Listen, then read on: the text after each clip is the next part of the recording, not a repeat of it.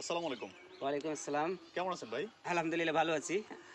আপনি ভালো আছেন? আলহামদুলিল্লাহ। ভাই আচ্ছা। আপনার দেশের বাড়ি কোন জেলায়? দিনাজপুর ভাই। আচ্ছা।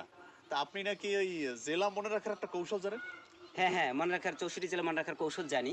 আচ্ছা একটু আমাদের ভিউয়ারদেরকে একটু শিখান তো ভাই আর আমাকেও শিখান। আচ্ছা, আচ্ছা ঠিক আছে। হ্যাঁ। আমি ১ম এ রংপুর বিভাগের ৮ টি জেলা মনে রাখার কৌশল বলি। হুম, দিনু ঠাকুরের লাল নীল রঙের পঞ্চকুড়ি গাই। হুম, তার মানে দিনু নামক এক ঠাকুরের লাল নীল রঙের পঞ্চকুড়ি মানে ১০০, ১০০টি গাই আছে। এখন এখানে রংপুর বিভাগের ৮ টি জেলা কিভাবে আছে? হুম, দিনু থেকে দিনাজপুর, ঠাকুরের থেকে ঠাকুরগাঁও, হুম, লাল থেকে লালমনিরহাট, নীল থেকে নীলফামারী, রঙ্গের থেকে রংপুর, পঞ্চ থেকে পঞ্চগড়, কুড়ি দিয়ে কুড়িগ্রাম, গাই থেকে গাইবান্ধা।